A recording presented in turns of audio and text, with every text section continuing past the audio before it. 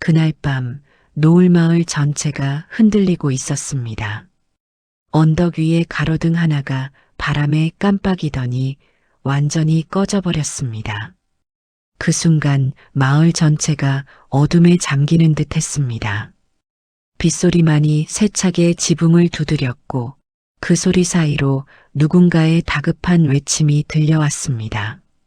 소담 할머니, 할머니. 그리고 반대편에서는 또 다른 목소리가 울음을 섞어 외쳤습니다. 복실아, 복실이 어디 있어? 저는 도서관 문을 잠그고 나오다가 그 소리를 들었습니다. 안녕하세요, 여러분. 다정한 쉼터에 오신 것을 환영합니다. 저는 이 채널의 이야기 전달자 최은숙입니다. 이곳은 지친 하루 끝 따뜻한 이야기로 마음을 쉬어가는 공간입니다. 오늘부터 여러분께 특별한 이야기를 들려드리려고 합니다. 바로 노을마을의 이야기입니다. 그럼 이야기를 시작하겠습니다. 평소라면 고요하기만 했던 이 마을이 그날만큼은 마치 파도에 휩쓸린 배처럼 요동치고 있었습니다. 사람들이 우산도 제대로 쓰지 못한 채 이리저리 뛰어다녔습니다. 휴대폰 불빛이 여기저기서 흔들렸고, 혹시 저쪽 아니에요? 할머니 여기 계세요? 하는 절박한 목소리들이 빗속에 흩어졌습니다. 저는 그 혼란 속에서 문득 생각했습니다. 이 일이 사실은 6개월 전부터 시작된 것이라고요. 세상에서 가장 조용해 보였던 이 마을에 어쩌면 가장 큰 변화의 바람이 불고 있었다는 사실을 그때는 아무도 몰랐습니다. 그 이야기를 들려드리기 위해 저는 지금 조금 먼 시간을 천천히 되돌아가려 합니다. 그 시작은 노을이 가장 곱게 물들던 어느 저녁이었습니다. 잠깐 여러분, 지금 여러분이 듣고 계신 이 이야기는 단순한 농촌 이야기가 아닙니다. 이것은 우리 모두가 마주하고 있는 현실입니다. 정년 이후의 삶, 외로움, 그리고 나는 아직 필요한 사람일까라는 질문 말이죠. 노을마을은 그 질문에 답을 찾아가는 곳입니다. 남은 인생이 아니라 새로운 인생이 시작되는 마을입니다. 앞으로 이 마을에는 더 많은 이야기가 펼쳐질 예정입니다. 갈등도 있고 눈물도 있지만 결국 우리는 함께 성장해 나갑니다. 노을마을의 따뜻한 여정을 놓치지 않으시려면 구독 버튼을 눌러주시고 좋아요로 응원해 주세요. 여러분의 작은 관심이 이 이야기를 계속 이어가는 큰 힘이 됩니다. 그럼 이제 본격적으로 노을마을 이야기를 시작하겠습니다. 마을의 탄생, 노을마을. 이름만 들으면 평화롭고 아름다운 곳처럼 들리죠? 하지만 이곳의 진짜 모습은 조금 달랐습니다. 5년 전만 해도 이곳은 사람들이 하나둘 떠나가는 소멸 위기의 농촌 마을이었습니다. 빈집이 마을 전체의 절반 이상을 차지했고 남아있는 주민들 대부분은 70대 이상의 어르신들이었습니다. 슈퍼 하나, 보건소 하나가 전부였고 젊은이들은 일자리를 찾아 모두 도시로 떠났습니다. 학교는 폐교됐고 버스는 하루에 3번만 들어왔습니다. 그런 마을이었습니다. 하지만 지금은 다릅니다. 지금 이 마을에는 60대 전직 의사 부부가 작은 의원을 운영하고 있고 30대 청년이 유기농 농장을 일구고 있습니다. 러시아에서 온 발레 강사가 아이들에게 스트레칭을 가르치고 전직 대기업 마케터가 농산물 온라인 판매 시스템을 구축했습니다. 빈집은 카페로, 공연장으로, 작업실로 바뀌었습니다. 펜션이 생겼고 물류센터가 들어섰습니다. 아이들 웃음소리가 다시 들리기 시작했고 저녁이면 마을 도서관에 불이 켜집니다. 이 모든 변화가 단 5년 사이에 일어났습니다. 어떻게 이런 일이 가능했을까요? 그 답은 간단합니다. 이곳에 온 사람들 모두가 각자의 상처와 고민을 품고 이곳을 찾아왔기 때문입니다. 노을마을이 품은 사람들. 도시에서는 더 이상 필요 없는 사람이 된 것 같았던 50대 정년 퇴직자들. 번아웃으로 쓰러지기 직전까지 갔던 40대 전문직들. 일자리를 찾지 못해 방황하던 30대 청년들. 외국에서 왔지만 편견의 벽에 부딪혔던 이주민들. 그리고 평생을 이곳에서 살았지만 점점 외로워지고 있던 토박이 어르신들. 이들이 모두 이곳에 모였습니다. 그리고 놀라운 일이 일어났습니다. 각자가 가진 전문성과 경험이 이곳에서는 다시 빛을 발하기 시작한 것입니다. 대학병원 내과 전문의였던 오성민 선생님은 이제 마을 어르신들의 주치의가 되었습니다. 집까지 찾아가는 왕진을 하고 아픈 곳이 없는지 세심하게 살핍니다. 30년 교직 생활을 한 저는 이제 나이와 관계없이 모든 사람이 배우는 평생교육의 장을 만들고 있습니다.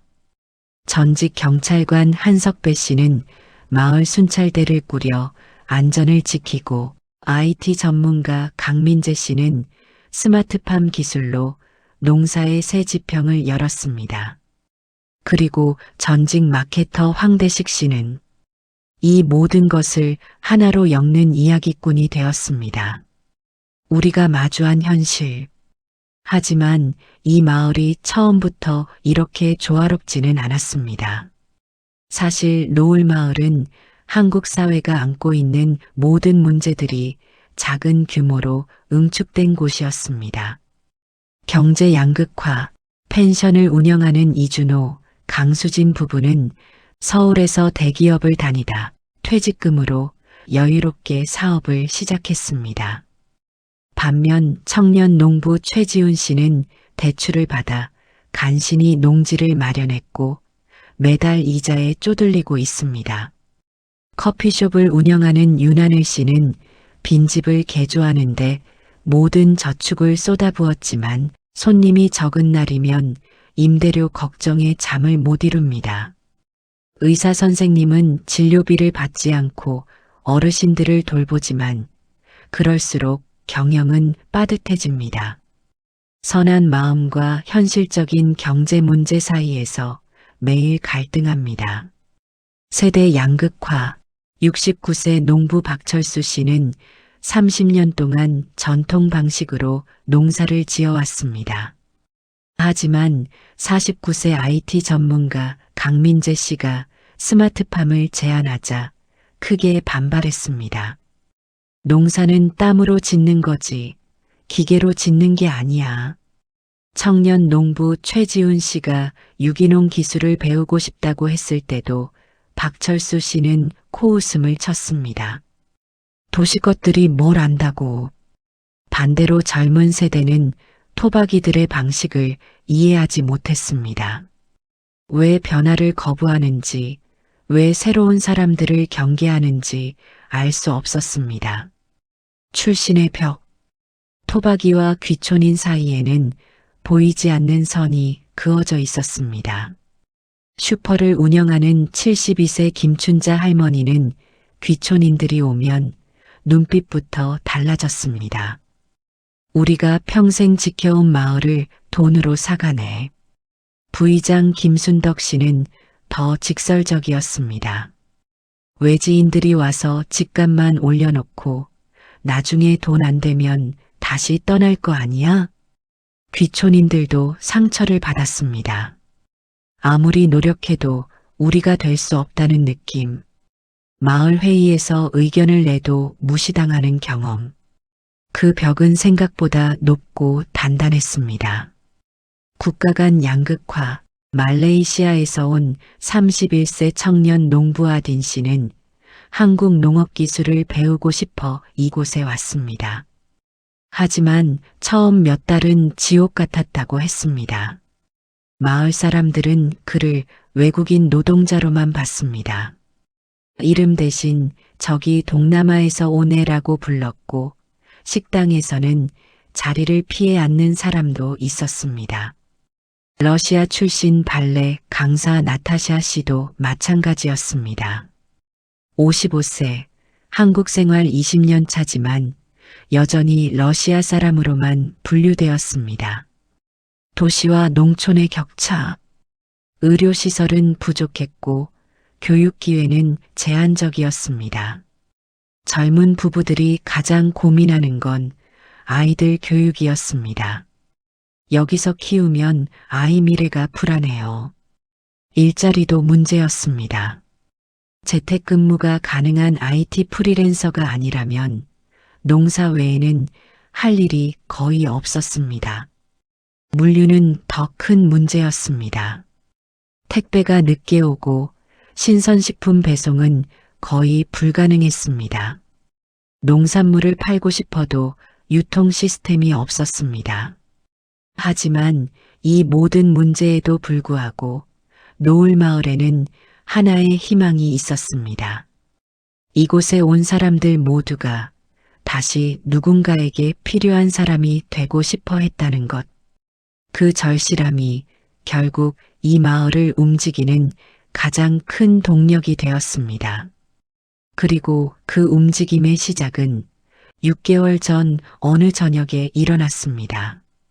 낯선 남자, 도서관 문을 닫고 나오는 길에 마을 입구에서 서성이는 한 남자가 눈에 들어왔습니다. 작은 캐리어 하나를 들고 낡은 가로등 아래에서 천천히 주위를 둘러보는 모습, 어디선가부터 밀려오는 외로움이 그분의 어깨에서 아주 또렷하게 흘러나오는 것처럼 보였습니다. 그 남자는 황대식 씨였습니다. 나중에야 알게 된 사실이지만 그날은 그분에게 참 중요한 날이었다고 합니다. 저는 다가가서 조심스럽게 물었습니다. 혹시 길을 잃으셨나요? 그는 잠시 망설이다가 작은 목소리로 대답했습니다. 아니요. 그냥 이 마을이 어떤 곳인지 보고 싶어서요. 그 목소리에는 무언가 무거운 것이 실려 있었습니다. 대식 씨의 이야기. 다음 날 대식 씨는 도서관을 찾아왔습니다. 그리고 조용히 자신의 이야기를 들려주었습니다. 대기업에서 25년을 일했다고 했습니다. 마케팅 팀장까지 올라갔고 회사의 중요한 프로젝트를 여러 번 성공시켰습니다. 동료들에게 인정받았고 후배들에게는 멘토 같은 존재였습니다. 그런데 회사가 구조조정을 시작하면서 모든 게 달라졌습니다. 희망퇴직 대상자 명단에 제 이름이 있더군요. 그 말을 하는 대식 씨의 목소리는 담담했지만 그 안에 숨겨진 감정은 결코 가볍지 않았습니다. 25년을 바쳤는데 하루아침에 필요 없는 사람이 되는 기분이 어떤 건지 아세요? 저는 그 마음을 이해할 수 있었습니다. 사람은 일이 많아서 버거운 게 아닙니다. 내가 더 이상 쓰이지 않는 존재가 된 것 같다는 두려움이 더 사람을 무너뜨립니다. 아침마다 가던 사무실 문이 더 이상 자신을 위해 열리지 않는다는 사실. 동료들의 단체 채팅방에서 자신만 빠져 있다는 사실. 명함을 건넬 때 더 이상 회사 이름을 말할 수 없다는 사실. 그 모든 것이 대식 씨를 조금씩 지워나갔습니다. 처음 몇 달은 괜찮았어요. 쉬어야겠다 생각했죠. 그런데 3개월, 6개월 지나니까 제가 누군지 모르겠더라고요. 대식 씨는 계속 말을 이었습니다. 저는 평생 마케팅 팀장 황대식이었어요. 그런데 그 타이틀이 사라지니까 저는 대체 누구죠? 그냥 52살 백수? 나이 먹은 실업자? 그 질문에 저는 답할 수 없었습니다. 하지만 저는 알고 있었습니다. 노을마을에 오는 사람들은 누구나 마음 한 귀퉁이에 작은 상처를 하나씩 품고 온다는 것을.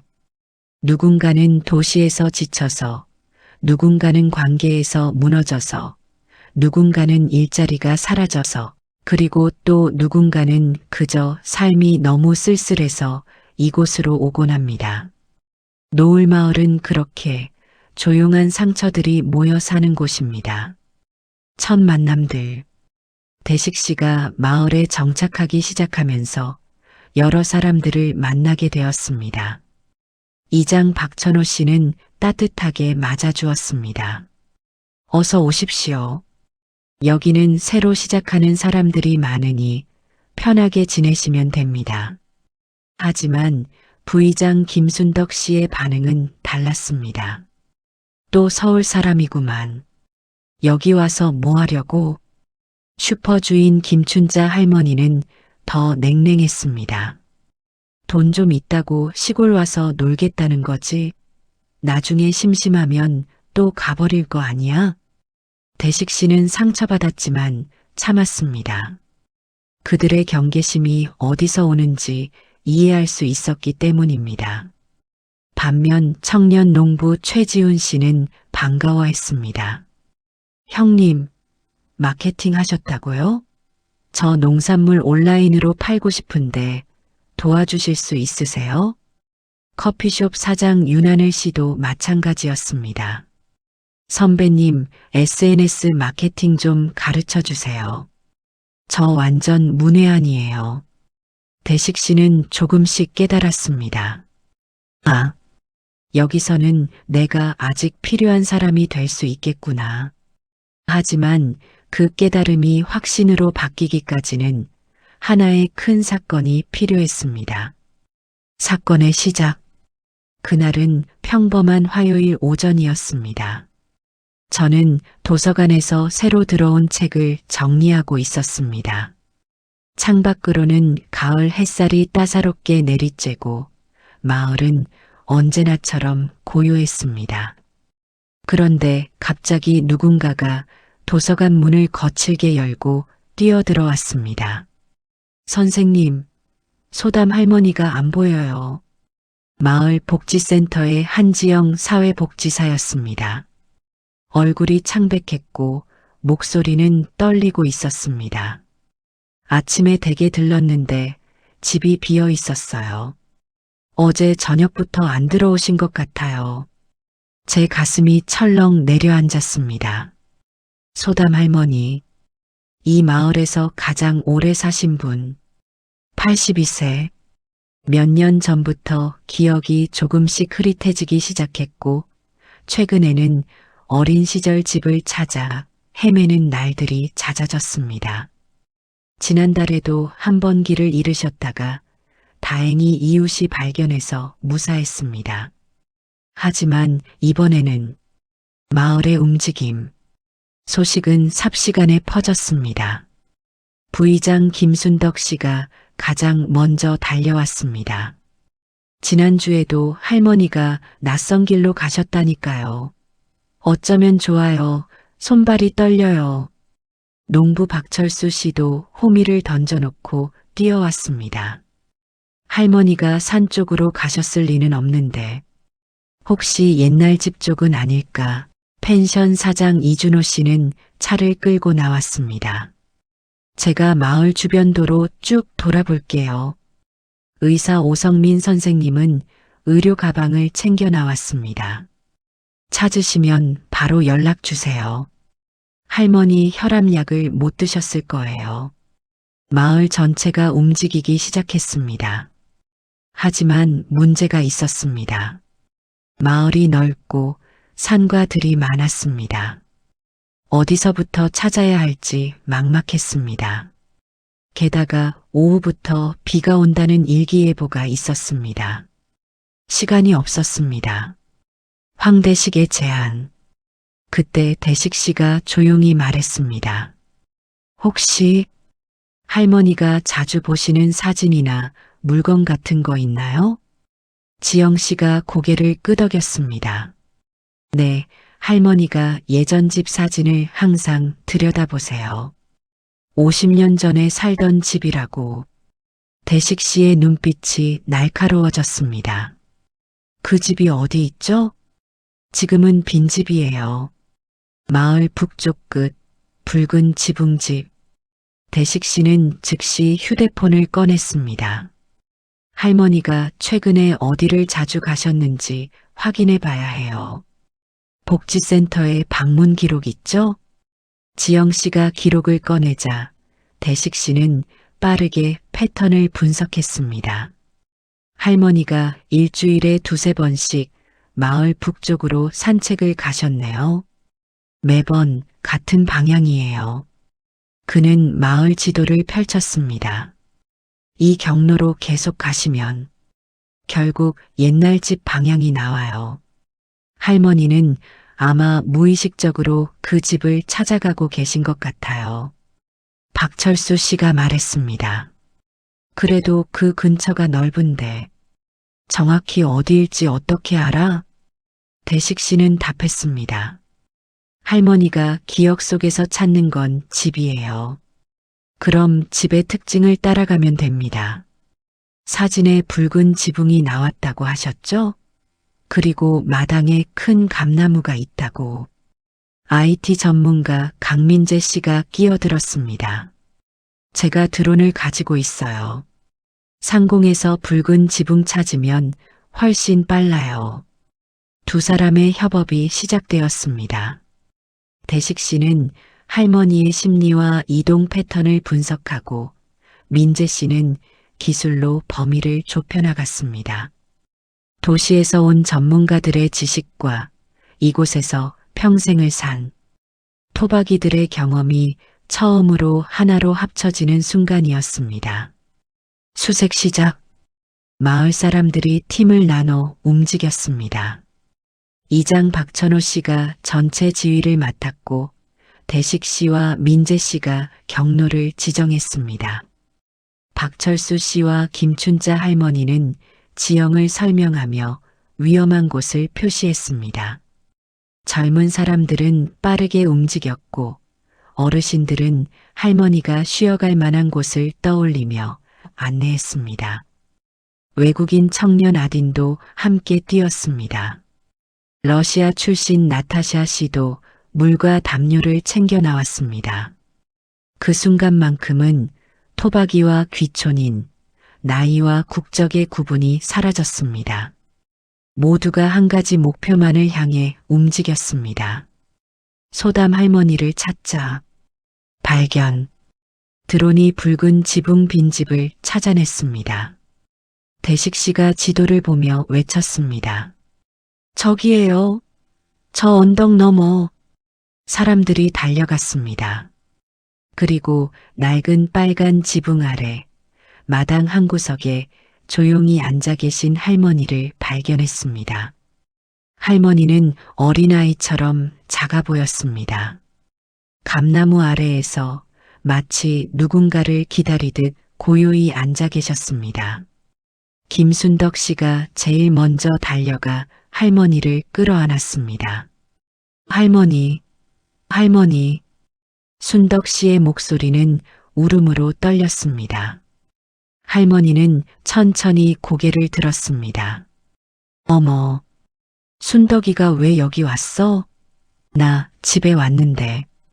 그 말에 모두가 울음을 터뜨렸습니다. 박철수 씨는 고개를 돌려 눈물을 훔쳤고 김춘자 할머니는 그대로 주저앉아 엉엉 울었습니다. 의사 선생님이 급히 할머니 상태를 확인했습니다. 다행히 큰 이상은 없어요. 그냥 좀 피곤하신 것 같아요. 사회복지사 지영 씨가 담요를 덮어드리고 따뜻한 물을 건넸습니다. 그 순간 하늘에서 비가 내리기 시작했습니다. 마을 사람들은 비를 맞으며 서로의 어깨를 토닥였습니다. 대식 씨는 조용히 서서 그 모습을 바라보았습니다. 그리고 저는 그분의 눈에서 처음으로 무언가 밝은 빛이 깃드는 것을 보았습니다. 또 다른 위기. 하지만 안도는 오래가지 않았습니다. 할머니를 모시고 마을로 돌아오던 길, 펜션 쪽에서 또 다른 다급한 목소리가 들려왔습니다. 복실아, 복실이 어디 있어? 펜션 사장 강수진 씨의 목소리였습니다. 아이들이 울고 있었고 남편 이준호 씨는 펜션 주변을 정신없이 뛰어다니고 있었습니다. 복실이 마을의 마스코트 같은 존재인 골든 리트리버. 펜션에서 키우는 강아지지만 사실상 마을 전체의 반려견이나 다름없었습니다. 아이들은 복실이와 함께 뛰어놀았고 어르신들은 산책 나올 때 복실이를 쓰다듬어 주곤 했습니다. 그런 복실이가 사라졌습니다. 혼란 속의 협력, 사람들은 지쳐 있었습니다. 할머니를 찾느라 이미 몇 시간을 뛰어다녔습니다. 비까지 내리고 있었습니다. 하지만 아무도 멈추지 않았습니다. 복실이도 찾아야죠. 청년 농부 최지훈 씨가 외쳤습니다. 맞아요. 복실이도 가족이에요. 카페 사장 윤하늘 씨도 다시 우산을 들었습니다. 그때 IT 전문가 민재 씨가 문득 떠올렸습니다. 잠깐만요. 복실이한테 블루투스 태그 달려 있지 않아요? 펜션 사장이 고개를 끄덕였습니다. 맞아요. 작년에 달았는데 배터리가 남아 있을까요? 민재 씨가 즉시 휴대폰으로 확인했습니다. 신호가 잡혀요. 마지막 위치가 마을 뒷산 쪽이네요. 대식 씨가 다시 지도를 펼쳤습니다. 복실이가 왜 산으로 갔을까요? 농부 박철수 씨가 말했습니다. 산 중턱에 작은 동굴 같은 데가 있어. 예전에 강아지들이 거기 숨곤 했지. 혹시 거기 아닐까? 대식 씨와 박철수 씨의 눈이 마주쳤습니다. 두 사람은 서로 다른 세대, 서로 다른 배경을 가졌지만 그 순간만큼은 완벽한 한 팀이었습니다. 제가 길 안내하면 당신이 신호 추적하시오. 네, 같이 갑시다. 두 번째 구조. 7명이 다시 산으로 향했습니다. 대식 씨, 박철수 씨, 민재 씨, 최지훈 씨, 아딘, 그리고 펜션 부부. 비는 점점 더 세게 내렸고 산길은 미끄러웠습니다. 하지만 그들은 멈추지 않았습니다. 박철수 씨가 앞장서서 안전한 길을 안내했고 민재 씨는 신호를 추적했습니다. 대식 씨는 두 사람 사이에서 소통을 조율했습니다. 오른쪽으로 50m. 그쪽은 바위가 많으니 조심하시오. 신호가 더 강해지고 있어요. 그리고 마침내 작은 동굴 입구에서 떨고 있는 복실이를 발견했습니다. 복실아.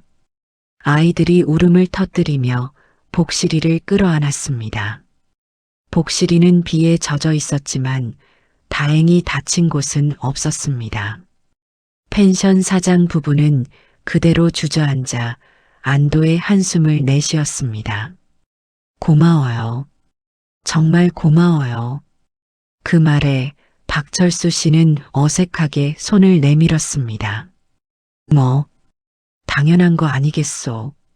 대식 씨가 그 손을 잡았습니다. 덕분에 찾았습니다. 감사합니다. 두 사람의 악수는 그것은 단순한 인사가 아니었습니다. 세대와 출신을 넘어선 진짜 연대의 시작이었습니다. 마을 회관에 모인 사람들. 그날 밤 마을 회관에 사람들이 하나둘 모였습니다. 비를 피하려는 목적도 있었지만 사실은 그냥 함께 있고 싶었습니다.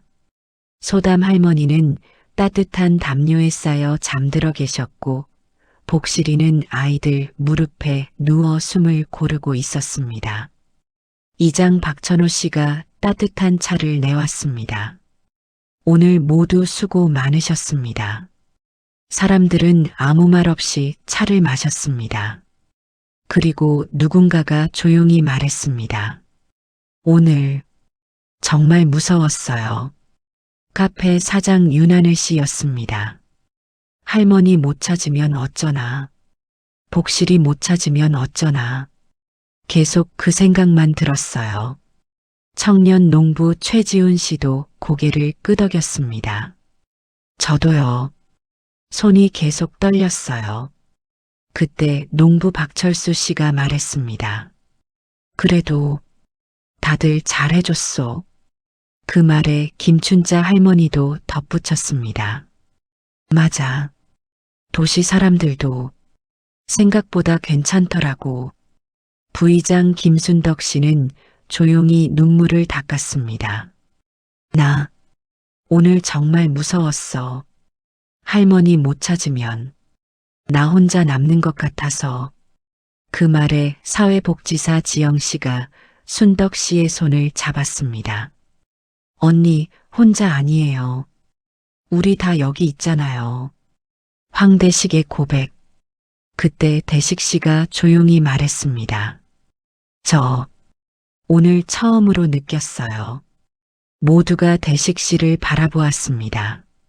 제가 누군가에게 필요한 사람이라는 걸요. 그의 목소리는 떨렸습니다. 회사 그만두고 몇 달 동안 제가 누군지 모르겠더라고요. 아침에 일어나도 할 일이 없고 아무도 저를 찾지 않고 사람들은 조용히 들었습니다. 그런데 오늘 제가 할 수 있는 일이 있더라고요. 제 경험이, 제 지식이 누군가를 살릴 수 있더라고요. 대식 씨는 고개를 들었습니다. 그게 정말 감사했어요. 박철수 씨가 투박하게 말했습니다. 당신 덕분에 할머니 찾았소. 고맙소. 민재 씨도 말했습니다. 저도 오늘 배웠어요. 기술만으로는 안 되더라고요. 사람의 마음을 읽는 게 더 중요하더라고요. 최지훈 씨가 덧붙였습니다. 저도요. 박철수 아저씨 없었으면 산길 못 찾았을 거예요. 아딘이 서툰 한국어로 말했습니다. 저 오늘 처음으로 이 마을 사람 된 것 같아요. 고맙습니다. 나타샤 씨도 눈물을 글썽이며 말했습니다. 저도 외국 사람 아니라 그냥 이웃 같았어요. 이장의 말. 이장 박천호 씨가 천천히 일어섰습니다. 여러분, 오늘 일은 우리 마을에 큰 의미가 있습니다. 모두가 조용히 들었습니다. 우리는 서로 다른 사람들입니다. 토박이도 있고 도시에서 온 사람도 있고 외국에서 온 사람도 있습니다. 나이도 다르고 사는 방식도 다릅니다. 이장은 한 사람 한 사람을 바라보았습니다. 하지만 오늘 우리는 하나였습니다. 소담 할머니를 찾기 위해, 복실이를 찾기 위해 우리는 하나가 되었습니다. 그의 목소리에 힘이 실렸습니다. 이것이 공동체입니다. 서로가 서로에게 필요한 사람이 되는 것. 그것이 노을마을이 추구하는 가치입니다. 사람들은 고개를 끄덕였습니다. 앞으로도 어려운 일이 많을 겁니다. 갈등도 생길 겁니다. 하지만 오늘처럼 우리가 함께 손을 잡는다면 우리는 어떤 문제든 해결할 수 있습니다. 나의 생각. 저는 그 모습을 보며 생각했습니다. 사람은 자리에서 밀려났을 때 무너지는 게 아니라 누군가에게 더 이상 필요하지 않은 사람이라고 스스로 느껴질 때 비로소 진짜 외로워지는 게 아닐까 하고요. 노을마을은 그 외로움을 다시 잇는 곳입니다. 누군가에게 필요하다는 감각을 다시 되찾게 하는 곳입니다. 그리고 바로 그 감각이 새로운 인생이 시작되는 가장 첫 마음이라는 것을 저는 대식 씨를 보며 다시 배웠습니다. 그날 이후 마을은 조금씩 달라지기 시작했습니다. 박철수 씨는 대식 씨에게 전통 농법을 가르쳐 주었고, 대식 씨는 박철수 씨의 농산물을 온라인으로 판매하는 시스템을 만들어 주었습니다. 김춘자 할머니는 카페 사장 윤하늘 씨에게 직접 담근 장아찌를 건넸고, 윤하늘 씨는 그걸 카페 메뉴로 만들어 춘자 할머니의 전통 장아찌 세트라는 이름을 붙였습니다. 아디는 박철수 씨와 최지훈 씨의 멘토가 되어 세 세대가 함께 일하는 농장을 만들었습니다. 의사 오성민 선생님은 경제적 어려움을 겪는 주민들을 위해 노을마을 건강기금을 만들었고, 펜션 사장 부부가 첫 기부자가 되었습니다. IT 전문가 민재 씨는 어르신들을 위한 디지털 배움터를 열었고, 가장 열심히 배우는 학생은 72세 김춘자 할머니였습니다. 나타샤 씨는 아이들뿐 아니라 어르신들을 위한 실버 발레 교실을 열었고, 소담 할머니가 첫 수강생이 되었습니다. 그리고 저는 이 모든 이야기를 기록하기 시작했습니다. 30년 동안 교사로 살면서 아이들에게 세상을 가르쳤지만, 이제는 마을 사람들에게서 제가 더 많이 배우고 있습니다. 나이가 들어도, 일을 잃어도, 고향을 떠나도 우리는 여전히 누군가에게 필요한 사람이 될 수 있다는 것을, 그것이 바로 새로운 인생이 시작되는 첫걸음이라는 것을, 앞으로의 이야기, 노을마을의 이야기는 이제 시작입니다. 앞으로도 많은 일들이 일어날 것입니다. 경제적 갈등도 생길 수도 있고 세대 간 충돌도 있을 것입니다. 토박이와 귀촌인 사이의 오해도 계속될 것입니다. 하지만 우리는 이제 알고 있습니다. 함께 손을 잡으면 어떤 어려움도 이겨낼 수 있다는 것을, 서로가 서로에게 필요한 사람이라는 것을, 그리고 이곳이 남은 인생이 아니라 새로운 인생이 시작되는 마을이라는 것을, 여러분, 오늘 우리는 노을마을의 첫 번째 기적을 함께 보았습니다. 소담 할머니와 복실이를 찾으며 서로가 서로에게 필요한 사람이라는 것을 깨달은 순간 말이죠. 하지만 이것은 시작에 불과합니다. 다음 이야기에서는 마을에 더 큰 갈등이 찾아옵니다. 빈집을 둘러싼 토박이와 귀촌인의 충돌, 그리고 물류센터 확장 문제로 마을이 두 편으로 갈라지게 됩니다. 하지만 그 과정에서 우리는 더 단단한 공동체로 성장하게 될 것입니다. 대립을 통해 서로를 이해하고 갈등을 통해 더 깊은 연대를 배우게 되는 거죠. 노을마을의 여정을 계속 함께하고 싶으시다면 구독 버튼을 눌러주시고 좋아요로 응원해주세요. 노을마을은 특별한 곳이 아닙니다. 그냥 상처 입은 사람들이 모여 서로를 보듬어주는 곳입니다.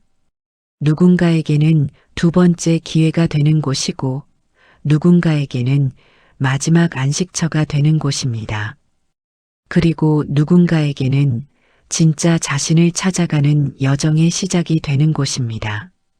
여러분도 혹시 지금 자신이 어디로 가야 할지 모르겠다면, 혹시 자신이 더 이상 필요 없는 사람이 된 것 같다면, 이 이야기를 기억해 주세요. 당신은 여전히 누군가에게 필요한 사람입니다. 당신의 인생은 아직 끝나지 않았습니다. 아니, 어쩌면 이제 막 시작되려는 것인지도 모릅니다. 노을마을은 그런 곳입니다. 남은 인생이 아니라 새로운 인생이 시작되는 마을. 저는 최은숙입니다. 다음 이야기에서 또 뵙겠습니다. 오늘도 다정한 쉼터와 함께 해주셔서 감사합니다. 행복한 하루 보내세요.